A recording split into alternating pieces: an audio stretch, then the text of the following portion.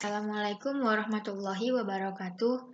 Perkenalkan, nama saya Nazul Khairunisa Hamid Ciagian dari kelas Sistem Informasi 3. Pada video kali ini, saya akan menjelaskan blok program aplikasi Android yang saya buat menggunakan Modular Creator sebagai bagian dari ujian akhir semester mata kuliah pemrograman mobile lanjutan.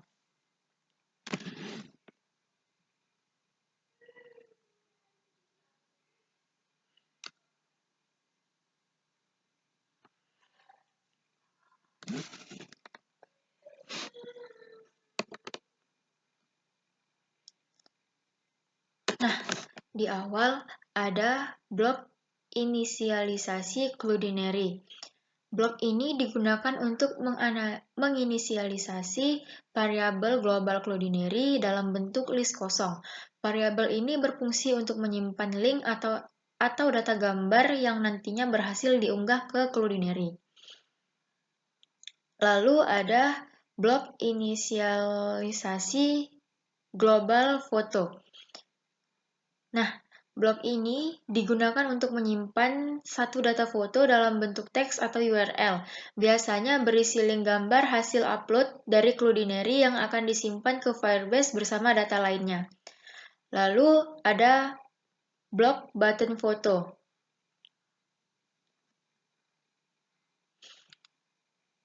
Blok ini akan berjalan saat tombol foto ditekan. Fungsinya adalah untuk membuka galeri atau file manager, sehingga pengguna bisa memilih gambar yang ingin diunggah.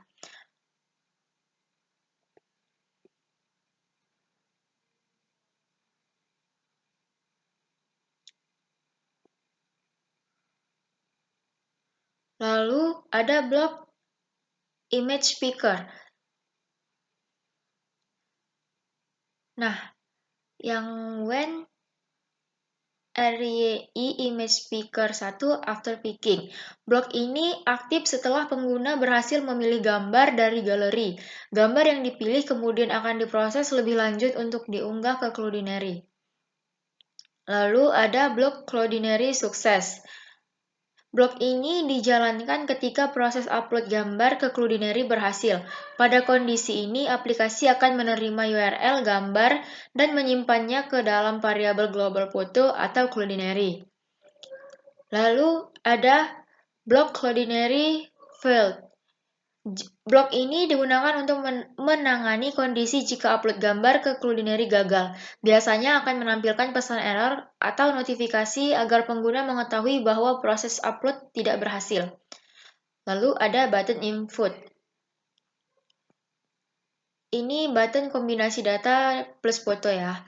Pada saat tombol input ditekan, selain menyimpan data teks seperti NIM, nama prodi, dan angkatan, aplikasi juga akan menyimpan link foto dari Cloudinary atau layanan peta. Biasanya digunakan untuk menampilkan atau mengambil lokasi tertentu sesuai kebutuhan aplikasi.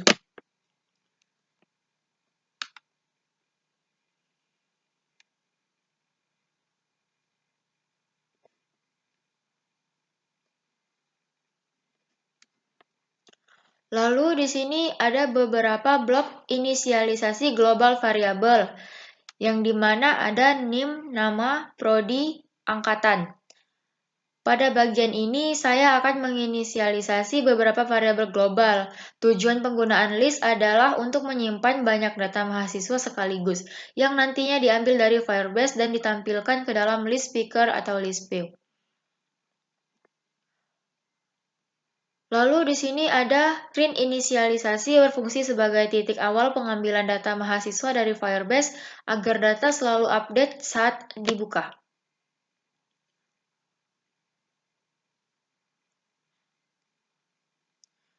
Lalu di sini ada blok Firebase Data Change.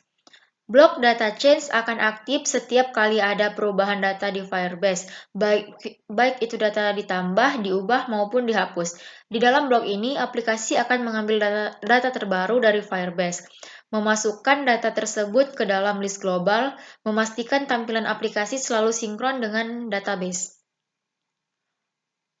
Lalu ada blok Firebase Got Value. Blok GotValue berfungsi untuk menerima data yang dikirim oleh Firebase setelah proses pengambilan data dilakukan. Data yang diterima biasanya berbentuk list atau dictionary, lalu diproses dan dimasukkan ke dalam list nama, list name, list prodi, dan list angkatan.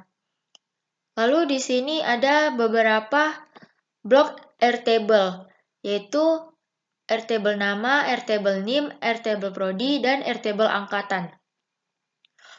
Blok GotColumn ini digunakan untuk mengambil satu kolom data secara spesifik, misalnya kolom name, nama, prodi, dan angkatan. Setiap kolom yang berhasil diambil akan disimpan ke dalam variabel global masing-masing dalam berbentuk list.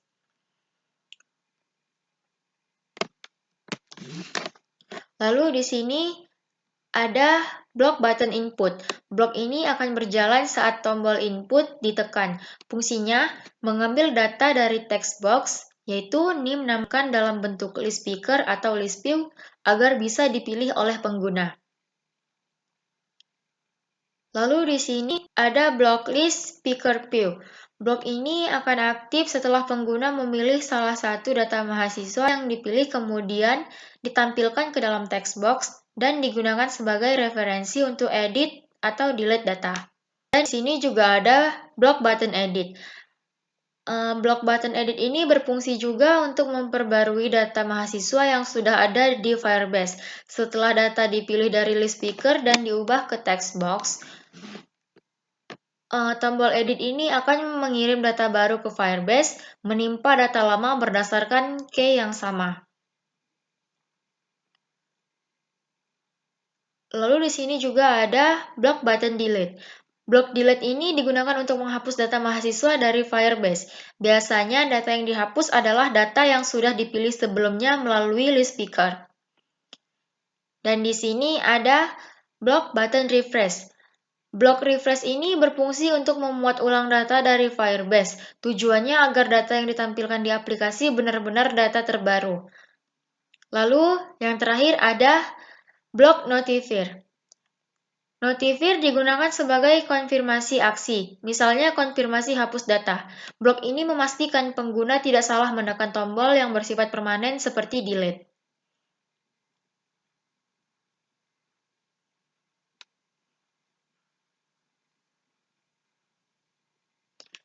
Nah, sekian penjelasan dari 1, kita akan lanjut 2.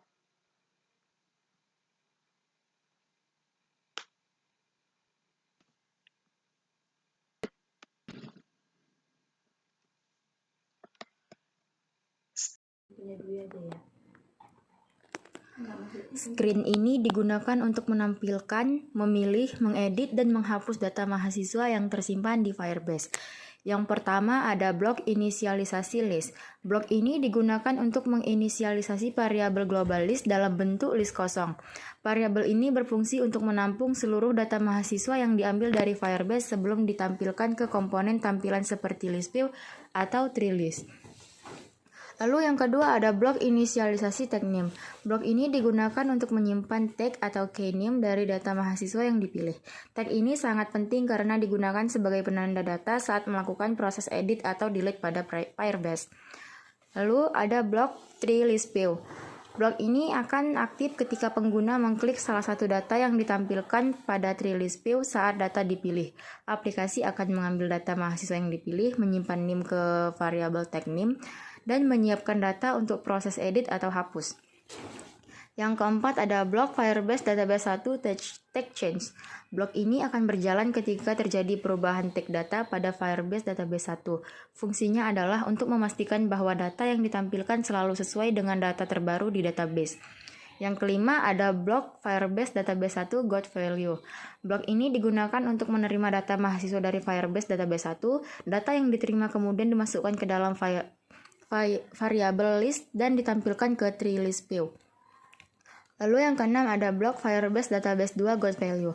Blok ini berfungsi untuk mengambil data tambahan dari Firebase Database 2, misalnya data detail mahasiswa yang akan ditampilkan atau diproses lebih lanjut. Yang ketujuh ada blok Firebase Database 3 GotValue. Blok ini digunakan untuk mengambil data dari Firebase Database 3. Biasanya digunakan untuk memisahkan struktur data agar lebih rapi dan mudah dikelola. Yang kedelapan ada blok button back. Blok ini digunakan sebagai tombol kembali ke screen sebelumnya. Saat tombol ditekan, aplikasi akan berpindah dari screen read kembali ke screen utama. Yang ke-9 ada blok button edit. Blok edit digunakan untuk mengubah data mahasiswa yang sudah dipilih sebelumnya. Aplikasi akan memperbarui data di Firebase berdasarkan tag name yang tersimpan. Lalu ada blok button delete. Blok delete ini berfungsi untuk menghapus data mahasiswa dari Firebase. Penghapusan dilakukan berdasarkan tag name sehingga data yang dihapus tepat pada sasarannya. Dan di screen read ini juga ada blok notifier. Blok notifier ini digunakan sebagai konfirmasi sebelum melakukan penghapusan data. Hal ini bertujuan untuk mencegah kesalahan penghapusan data yang tidak disengaja. Lalu ada blok back preset. Blok ini akan dijalankan saat pengguna menekan tombol back pada perangkat. Fungsinya adalah untuk mengatur navigasi agar kembali ke screen sebelumnya dengan aman. Yang ke-13 ada blok screen read inisialisasi.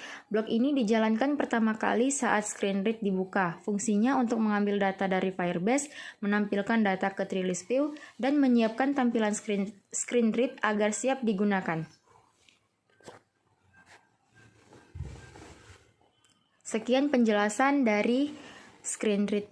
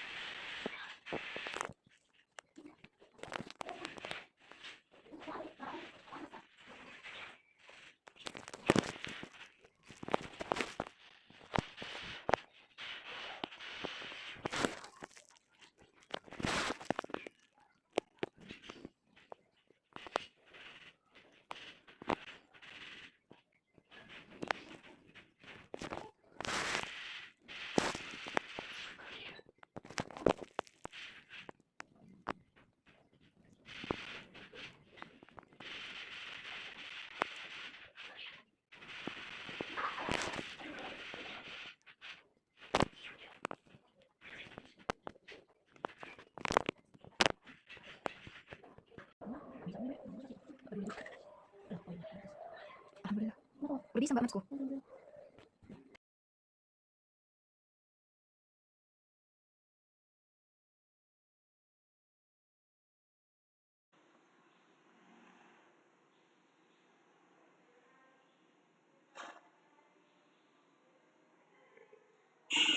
Nah, ini saya coba mengeditnya ya. Saya coba edit di handphone saya. Apakah dia berhasil? Misal saya pilih yang 001 Najwa Sistem Informasi Angkatan 2022. Ini mau saya edit menjadi 002 Najwa Ilmu Komputer Angkatan 2022. Apakah dia berhasil? Nah, ketika saya memasukkan NIM yang tertera atau NIM yang sudah ada, itu akan ada notifikasi seperti NIM telah terdaftar.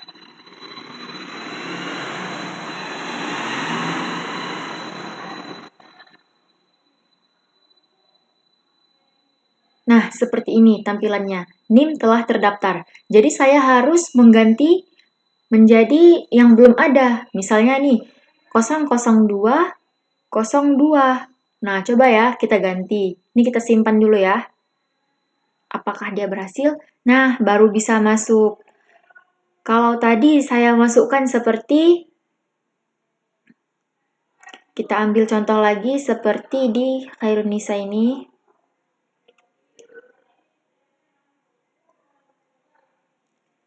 Bentar ya.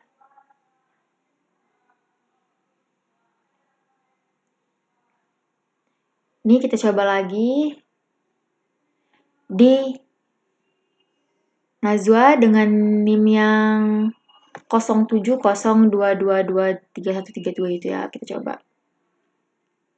0702223132. Walaupun nama dan program studinya itu berbeda dan angkatannya juga berbeda, tapi ketika NIM-nya sama, dia tetap tidak bisa. Ini coba ya, kita buat simpan. Nah, akan muncul notifikasi seperti ini. NIM telah terdaftar, jadi itu nggak bisa diganti lagi. Nggak bisa diubah gitu jadinya. Jadi dia tetap harus punya NIM baru. Dan ketika dia menginput NIM atau data yang baru, dia nggak akan terganti atau nggak akan menambahkan. Tetapi dia akan memunculkan data yang sudah ada gitu. Seperti itu ya.